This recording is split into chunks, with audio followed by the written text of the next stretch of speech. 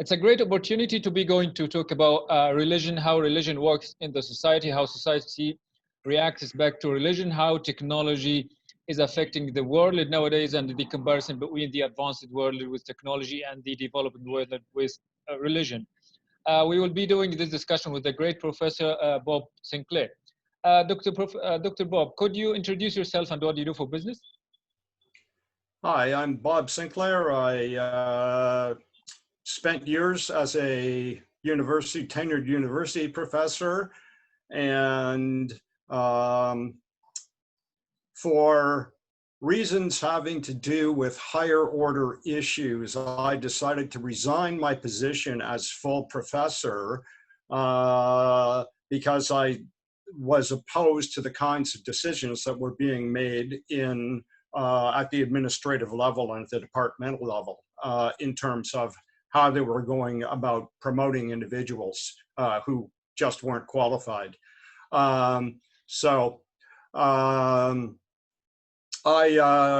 do consulting work, mostly for free, for organizations in which I believe, or groups in which I believe. I continue to do research, and getting locked down with COVID-19 was a good excuse to do some research. That's awesome. So the first question is, what is religion and why do people need it? Well, this is just my opinion, okay? I think that religion provides a set of rules and moral values for people who aren't smart enough to develop them on their own. So if you look at all of the major religions in the world, they all have the same basic underlying positions, okay? And I mean, the three most related in the world are Christianity, Islam, and Judaism. I mean, right up to the point of Abraham, and you can put in Abraham, I guess, they're the same, right? And then Judaism and Christianity are the same right to the end of the Torah, which is the end of the First Testament in Christianity. And all the rules got laid down when Moses came down the mountain with the 10 Commandments, right? Well, every religion, Buddhism, Hinduism, Sikhism, Islam, Orthodox Christianity, random Christianity, all of those rules are there, right? Like, don't steal stuff, don't kill people, don't commit adultery. This is stuff that people should be able to figure out on their own if they were, bright enough. And so what I think it does is it sets up organizing principles for people who just couldn't do it on their own. But I do also have some problems with all of our major organized religions in the world, because every bit of scripture that was ever written was written down by men and not women. And absolutely every one of the major religions in the world subjugates women. And that's a problem. But in my opinion, anyway. And I'm sure for a lot of women out there, it's a problem too. What other downsides do you see of religions? The downsides that I see are that they breed ethnocentrism, the idea that we're right and you people are wrong, okay? And that breeds hatred for, it always has. It's like, we're better than you and we hate you. And then, historically speaking, I mean, Muslims have been killing Christians and Christians have been killing Muslims, and both have been killing Jews. And this has gone on for thousands and thousands of years, right? And our three religions are the most tied in the entire world. I mean, really, we should be getting along. And And I think that one of the nice things about technology and the global village that we live in now is that we'll be able to put some of our differences aside and realize, hey, there are more important issues out there. Now, personally, I do not believe in God, which I always spell with a lowercase g, although I do believe in some higher order spiritual entity that some people might label as God. And it kind of surrounds me, and it especially I feel it when I'm out in the wilderness and this sort of thing. But my system, everybody is included, and it doesn't matter what religious background you're from, or the color of your skin, or your gender, or what. It's all inclusive. And you know, if you look at Christianity, for example, this side that, you know, the God of the Old Testament, so the God of Christianity, Islam, and Judaism, just wasn't a very nice guy. Okay, I mean, when you look at it, you know, he flooded the world, killed pretty much everybody. There were a few people left over, and then what he did was he made sure that when they built a tower, they could no longer communicate with one another. So, and of course, this is mythology trying to explain why there are different languages in the world. Okay, and so I was born Christian, but by the time I was 12 years old, I kind of rejected it because I said, look at this Old Testament God used to smite people and ask them to sacrifice their children and et cetera, et cetera, et cetera, and then banish them and flood them. And I said, then, you know, the God of the New Testament under Christianity, well, this is a merciful God. Now it's the same guy. So what happened? Okay, is God on Prozac, antidepressants or something? So then the issue became one of, for me, I said, okay, this is the same person. Where did the personality change come in? And for me, the whole issue became one of, well, if it's a merciful God, but you have to accept Jesus, then it's not a merciful God, because it says that my friends who are Muslims or Jews or Buddhists, and I have friends of all faiths, okay, and Hindus, okay, and it's like, they're not going to make it into heaven because they didn't accept Jesus Christ, but they lived good lives and they contributed to society. I said, this makes no sense to me. That's not consistent with the concept of a merciful God. Other issue is this: hell is not consistent with the concept of a merciful God, because a merciful God would never throw anybody into, you know, burning fire forever.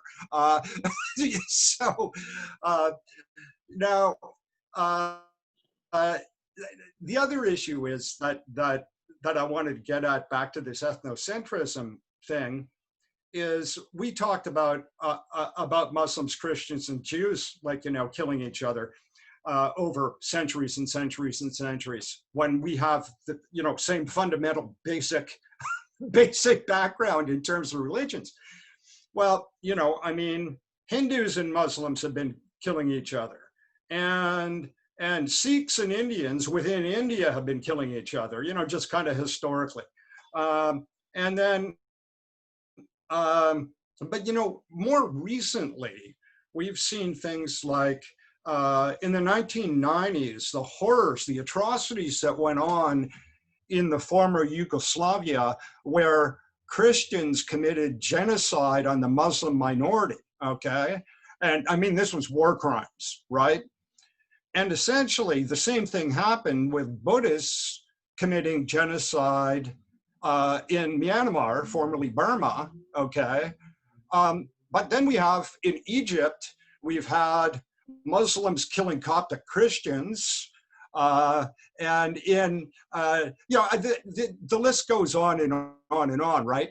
And I start thinking about this, and I start thinking, is it really religion, or is it that we just don't like minority groups? Because religion is always confounded with being the majority or the minority. So it might not have anything to do with religion at all. It might just be that majority groups that also tend to hold the same religious views don't like minority groups who happen to hold other religious views. But in the grand scheme of the world, many, many wars have been fought in the name of God.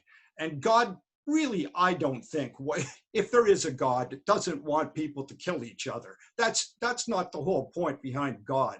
And I mean, Islam and Christianity and Buddhism and Hinduism are all supposed to be peaceful religions. We're all supposed to be religions of peace. We're not supposed to be killing each other. So let me twist all of this around and say, once we get back to this global village, the fact that we interact with people around the world who are of different faiths and different colors, and what it does is it allows us to humanize other people, because you dehumanize when there's ethnocentrism, you dehumanize the outgroup. Okay, so it'd be like Christians saying, well, all Muslims are alike. And that's going on in the United States, right? I mean, look at Trump. He's insane. And so what we have to realize is there are differences in people across all religions, and there's some people who are more liberal, and some people who are more conservative. And the whole problem is extremists. It's extremists in any religion. It's not the average person out there doesn't want to see other people die. And what you have is you've got people, extremist Christians. We've got neo-Nazis in North America and in Western Europe, okay, that want to take out Jews and Muslims and anybody who's not white. These are crazy people. Okay.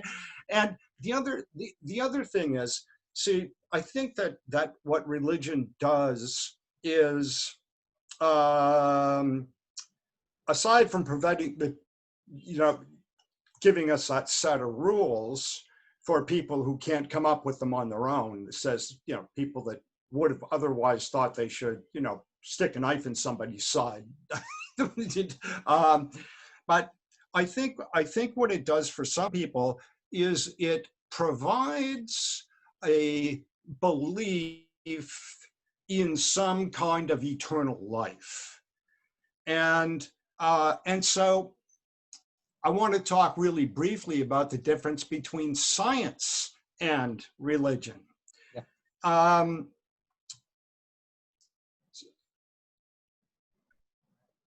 Religion is based on faith. But you know what? If you go to a casino and you're betting red or black on a roulette table, your judgment's based on faith, okay? And sometimes faith is wrong. But what it does do, it does provide this belief that makes you feel good about the possibility of dying, because, of course, we're all going to die, and that there'll be something beyond when you die. Now, the issue with religion versus science is this, is that belief in God is non-testable, untestable, and non-falsifiable, okay? And those are two principles of science that you have to have a scientific theory. You have to be able to test the existence of God, and you've also be able to falsify whether God exists or not. We can't do that. So the belief is based on faith. And I'm not saying there's anything wrong with faith. It's just that I've got to the point, where I think that all religions are mythology and they have lessons in them that people should learn, but they should realize that this is all myths. And what made me when I was 12 years old, I was reading Greek mythology. I said, gee, look at all the similarities between Greek mythology, and it's a polytheistic, it's polytheism, just like Hinduism is polytheism, okay? And I said, this seems to me to be mythology. And it does breed hatred, and it does breed outgroup bias and this sort of thing. So, and it breeds extremism, which is a bad thing. It's, it's like say, well, all Christians are like this maniac in the former Yugoslavia who wanted to slaughter his neighbors, okay? I mean, no, all Christians aren't like that. And it's like saying that all Muslims want to do things like take down the Twin Towers in New York City. Well, that's not true, and believing that, if you believe that, there's something wrong with you. And what I've found is that's really interesting is that people who are smart, intelligent people across all religious groups get along, and they talk to one another, and they collaborate on research, and they don't care about the fact that one's Muslim and one's Christian, or one's Buddhist and one's Hindu or whatever, okay? And that's good. That's good for the world. So for example, India and Pakistan don't like each other very much, okay? But I know Pakistani academics who collaborate with Indian academics. So you've got Muslims collaborating with Hindus. And that's good. See, this is the kind of thing that helps change the world. The problem is we need to change the world with people from the bottom up rather than the top down. We need to make the people who aren't as educated understand that these differences are kind of irrelevant, and that the world would be a better place if there wasn't hatred and this sort of thing. And when you think about it, it even happens within religions where you've got Sunnis killing Shias and vice versa. Or in Northern Ireland, where you had Protestants and Catholics killing each other, okay? Different sects, so this happens, different sects within the same religious group hate each other. And then you've got, situations in like India where you still have a caste system in place. And so your outcome in society, it can be determined by what caste you're from and how you're treated. So you have Dalits who were called untouchables. That they use a new social category in India for them, but the bottom line, it's not very nice. Is these Dalit women are getting raped and murdered. It's only happening in remote villages, okay? And the reason for that is that no one would know your caste if you were walking down the streets of New Delhi, right? People are dressed the same. And so you can't guess somebody's caste. But in these remote villages, everybody knows everybody else's caste, and the Dalits are treated like they're subhuman. This is a problem, right? My view about afterlife is this. I live on forever, and I live on forever by virtue of the genes that I've passed down to my son. So genetically I live on, and through the value systems that I've tried to instill in him. And those, hopefully, he carries on with his children and so on and so on and so on. And also in the contributions that I've made to science. And hopefully those kind of, and eventually people will forget who I am, but the stuff that I contributed, it all goes down the line, and it leads to more discoveries in science. So, but that's just my opinion. I do think that that there's nothing wrong with faith. And I do, every time there's a religious holiday for my friends of different faiths, I send out on Facebook like just recently, it was to my Jewish friends, Happy Rosh Hashanah. And I send out Ramadan messages for my Muslim friends, and et cetera, et cetera, et cetera, okay? And this is coming from a guy who believes in some spiritual entity that he can't even describe, right? So I don't know if I answered your question or not. That's amazing. So the other question is, you mentioned like one advantage of religions. What other advantages do you see that religions can provide? Well, I actually had mentioned two. One, they provide rules. The other one is they allow people not to fear death, okay?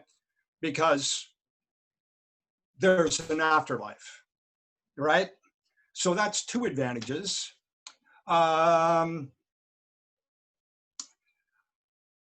not sure if there are any other advantages, to be honest with you, because there are so many. The disadvantages outweigh the advantages in a lot of senses. And really, I mean, the problems, the major problems that I see occur in the most patriarchal of religions.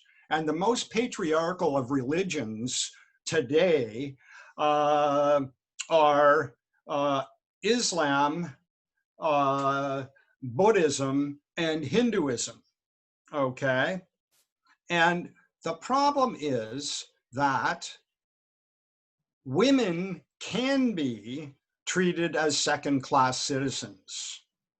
And I know there is some data. A woman, female friend of mine who's a professor in Pakistan wrote this paper recently, and I was sharing the results with friends of mine in India, because exactly the same thing goes on in India.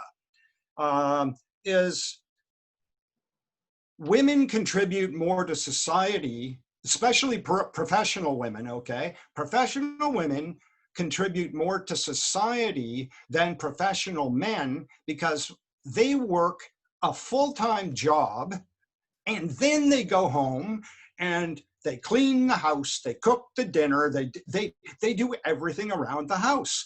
And I said, and my friend in Pakistan, I said, you weren't nice enough I said, you didn't slap the men hard enough in the discussion section of your paper. I said, and then I was talking about this in this meeting I had in India the other day. I said, what's wrong with you guys? You don't know how to use a vacuum machine, a vacuum? It's pretty easy. It's not rocket science, okay? You don't know how to cook? Learn. It's pretty easy too. So women, on average, in patriarchal societies, contribute more than men. Plus, they take care of the kids. So, I mean, and I don't know what the men do, but they aren't doing that. Now, some men, I mean, I know it's true that with people who are educated, they share their tasks and that sort of thing. But my friend in India, my friend in Pakistan, is not married yet, and arranged marriage to her boyfriend, although she got to have a little bit of say in her arranged marriage, okay, which a lot of women don't have. Is he's in Germany finishing his PhD. Now she's already finished hers and she's a professor. She's already tenured. But what she does is she works the entire day and then she goes home and she takes care of the rest of her family, her parents and her and all this kind of stuff, right? And now for me, this is the interesting distinction. It gets back to the stuff that actually Jeff talked about, is that my grandparents were off the boat from Greece. And so Greeks and Muslims and Buddhists and Hindus all have one thing in common, and that is, across our religions, is that we take care of our old people. We don't put them into homes and that sort of thing. We keep them in with us. And as you know from what Jeff talked about, it looks like that's helping prevent the spread of COVID-19. But where was I going with this? Oh, I know. Back to these women's issues. Now, you know, the divorce rate in North America is probably around 50%, okay? But the data that I've seen addressing arranged marriages, where people have no idea, they've never met their spouse, basically. I mean, essentially, they don't know them at all. They have no idea whether they've got common interests. They have no idea whether they've got common attitudes, political views, or whatever. About 95% of them end up not being happy. And if you live in a country where divorce is frowned upon, your life is miserable. And, you know, my grandmother was involved in an arranged marriage. And she never met my grandfather until the day they were married. And I asked her about this because she died when I was, I don't know, maybe in my 30s. And I was asking her about this. I said, you know, I don't get it. What's this all about? She said, well, what happened was your grandfather was a wonderful person and I fell in love with him. But she said 95% of my friends lived really unhappy lives. And I would never arrange a marriage for any of my kids after seeing what happened to my friends. So this goes also, all of this flips back around. You know, you might not think that I'm going anywhere with this. This all flips back around to subjugation of women through the big religions in the world, right? And I'm not going to tell you that things are, at least in North America, things are supposed to be secular, but women have far more rights. And we still have problems over here. I'm not going to try and lead you to believe that North America is the land of milk and honey, because it's not. And if anybody tries to tell you that, they're wrong. We have major problems in North America, the United States especially. Like I can't imagine anybody who'd want to immigrate to the United States.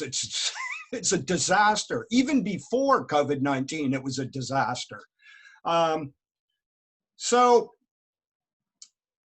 because world religions, including Christianity and Judaism, if you're looking at the Quran, all of those parts in the Quran that are in the Torah and in the Old Testament of the Christian Bible, they're all there. Okay. Now in North America, you know, women have gained strides and strides. And in other countries, and based on a religious bias that's actually false, women don't have a chance to get ahead. Now, even now, it varies from country to country and culture to culture. But if you think about it, like I'm sure this is true in Egypt, but I know it's true in India and in Pakistan, is that women who are in academia can keep going up and up and up, but there are glass ceilings in organizations, in corporations, that women have a much harder time breaking through there than they do in North America, which is supposed to be, we're supposed to be secular over here. But women still have problems breaking into this.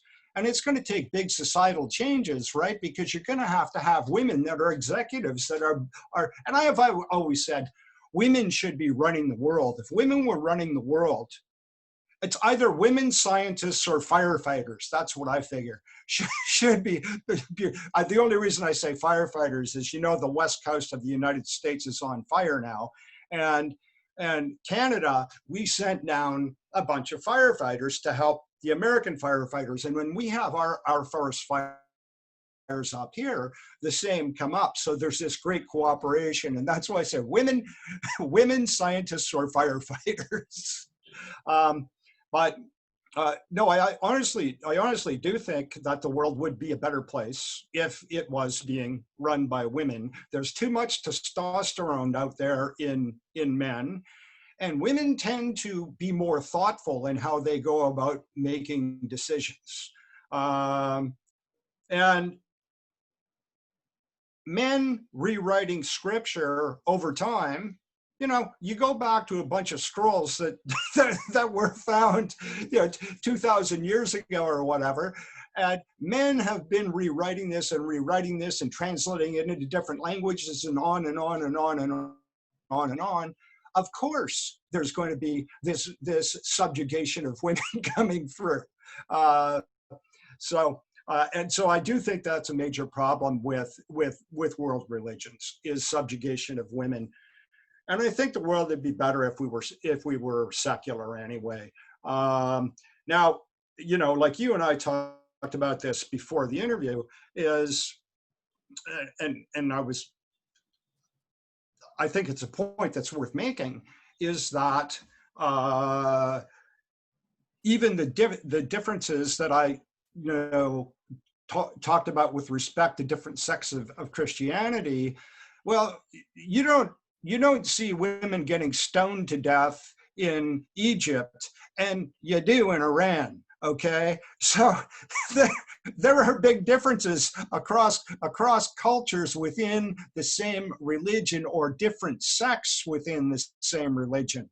I mean, Yemen is a nightmare right now because Iran and Saudi Arabia are fighting a proxy war that's really within a proxy war between Russia and the United States. And the same, Syria is the same situation, right? So it's,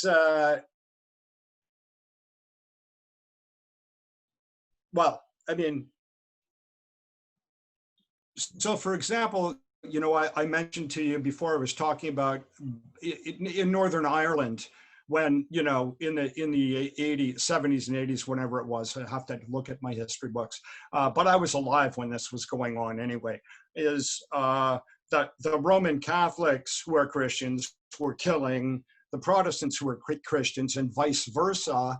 And there were bombings going off in London, England, okay? By Christians bombing other Christians. But this leads into this other point that I was making is you have the same thing going on in Muslim countries, because if you look at Iran, yes, women get stoned to death sometimes. This doesn't happen in Egypt, okay? And then the worst humanitarian crisis that we have in the world right now is in Yemen. People have kind of forgotten about that because COVID-19 is to the forefront, but there's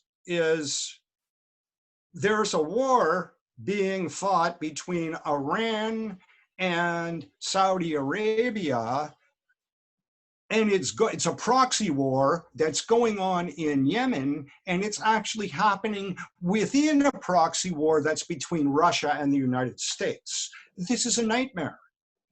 And so people like to blame God for stuff. It's not God, it's crazy politicians and it's money. And money should not be involved in religious issues, and oil shouldn't be involved in the deaths of millions of people. But that's just the humanitarian in me coming through. So anyway, my religion, just to probably end this off, is I define it as empirical humanism. So the empirical part is that a belief in God is untestable and non-falsifiable, but the humanism part of it is that everybody should be treated the same, regardless of their background, whether they're rich or poor, male, female, whatever religion they happen to believe in. That my spiritual guide, so to speak, loves everyone equally, regardless of differences, regardless of their sex, their sexual orientation, their religion, the color of their skin. And I despise this term race because but there aren't different races. We're all the same race. Humans are the same race. We may have different colored skin and that sort of thing, but we're all the same race. It's not like blacks are a different race than whites. They aren't. So Yeah, that's the truth. Anyway. Yeah. So the next question is, when do you think that religion and science can coexist? Well, the Roman Catholics have already done it. This Pope who is probably, first of all, the guy's really smart, okay? And second, he managed to, he upset a lot of really conservative Roman Catholics, okay? He resolved the conflict between science and religion. And he said, and this would apply to Islam and Judaism too, because the three religions are, the beginnings are all the same. Like, I mean, if you really go back and you think, well, yeah, Adam and Eve were the first people around, well, we'd all be inbred and we'd have 3 arms and stuff. So it just wouldn't work, right? So what the Pope says is, look, time is a concept we created, okay?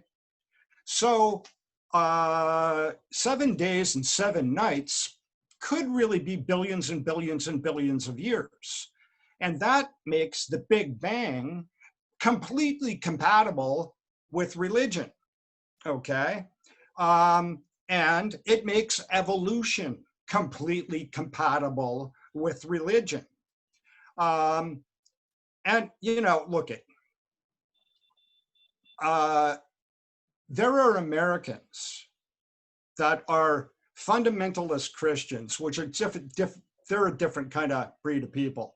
And there are a lot of them, okay? 40% of Americans actually believe that dinosaurs and human beings were wandering the earth together 6,000 years ago. Now, when you think about that, that's really scary. Is that, I mean, look at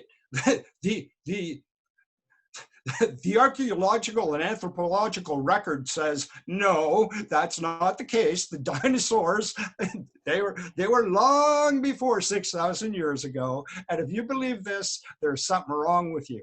Of course, 10% of Americans can't identify the United States on a map of the world either. So let that speak for itself. Okay. So the next question is, after these great leaps and developments with technology and with science and with religion, why couldn't human eliminate violence on Earth?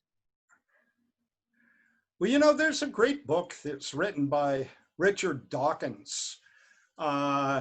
and Richard Dawkins is an avowed atheist, okay? But he wrote this book quite a long time ago. It's called The Selfish Gene. And what Dawkins argues is that, you know, evolution is kind of random, right? And other people have said, well, yeah, it's sort of random, but then there are these big strides, and then it's kind of random again. But it's not systematic, okay?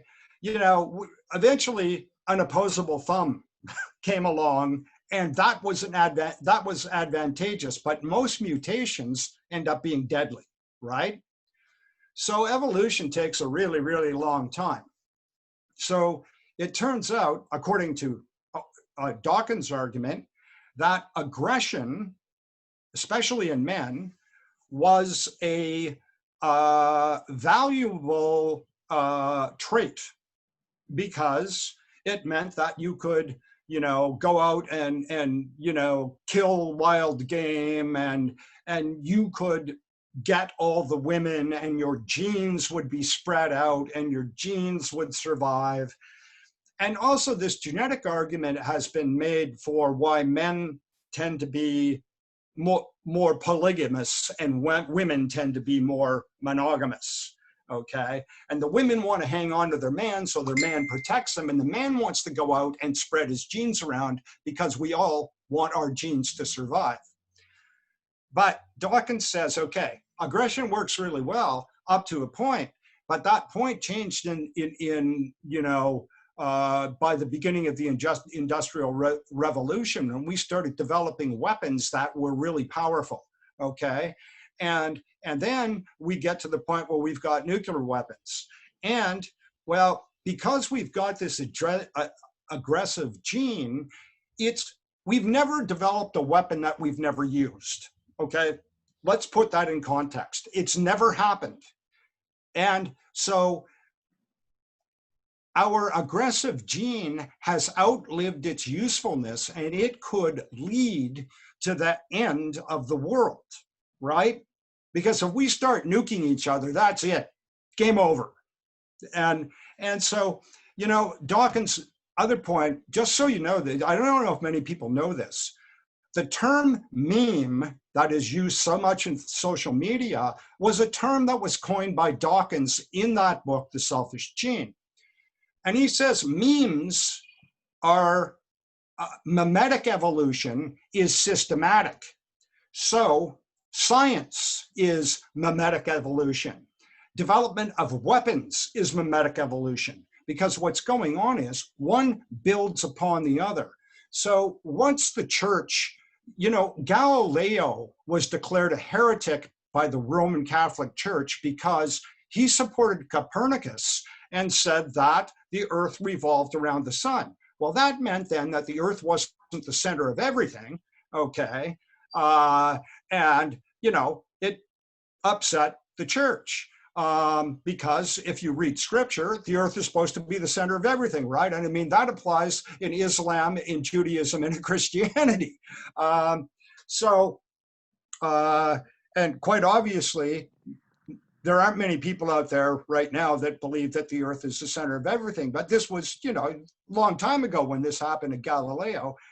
And it took the Pontifical Academy of Sciences, about 20 years ago, it took them about 18, their decision was rendered about 20 years ago, but it took them 18 years to try and figure out a way to say that Galileo really wasn't a heretic and not threaten papal infallibility, because in the Roman Catholic Church, the Pope is supposed to have a direct pipeline to God. So if the Pope said that he was a heretic, how do we get around this to, you know, it becomes a big conundrum. That's a problem with religion, right? But anyway, as these memes, when we get to a point where it's good to have science advance, and science advances, I was making this argument actually the other day, is if you look at, in the United States, if you look at the death per million rate caused by the Spanish flu in the first 6 months of the Spanish flu, which really should be named the American flu, is the first cases were in I think it's Fort Bennington. Anyway, it's a military base in Kansas. The reason it got named the Spanish flu was political, because this happened at the same time as World War I, and Spain was neutral in World War I. So they tried to blame it on the Spanish because they didn't want to demoralize the troops. But it really came from the US. So when Trump always calls this the Chinese virus, I always refer to the Spanish flu as the American flu, just to kind of, flaunt that. But okay, this is 1918, right? If you look at the death per million rate right now, for the first 6 months, oh, pardon me, I'm talking worldwide, not just in the US. If you look at the first 6 months of COVID-19, it's about, I don't know, 700 odd per million for the Spanish flu, and about 500 and so odd per million for COVID-19. But you have to understand that medical science has, because of mimetic evolution, has increased exponentially from 1918 to 2020. So if we had the same technology, the same medical technology and understanding of medicine in 1918, I'll bet you that the Spanish flu death rates would be equal to or less than the death rates for COVID-19. So if you just look at the raw numbers, say, well, look at the Spanish flu was more deadly. Yeah, well, we don't know that, right? We don't know that because medical science is a lot different in 2020 than it was in 1918. So the problem with our aggressive gene is that, as I said, we've never built weapons that we've never used, and certainly we've used nuclear weapons because they were dropped on Hiroshima and Nagasaki. Now we have even, we have nuclear weapons that can kill kill and kill and kill, and enough to like blow up the world 30 times over or something, 300 times over, whatever. You only have to blow the whole world up once and it's game over for us anyway. So that's why I also think we need to have women running the friggin' world and not men. Yeah. What else would you like to say? I'd like to say everybody should be safe out there. Everybody should follow the rules. Everybody should wear their masks. Everybody should social distance as much as they can. Wash your hands as often as you can. Warm water, not hot water, 20 seconds.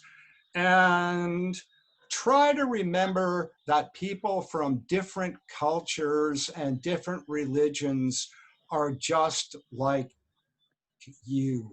There's variability in these different cultures. They're not all the same. There's variability in all these religions. The people aren't all the same. It's just like you. There are good people, there are bad people, and there are people in between.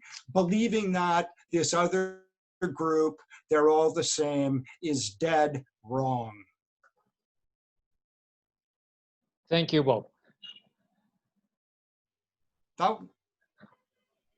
My pleasure, as usual.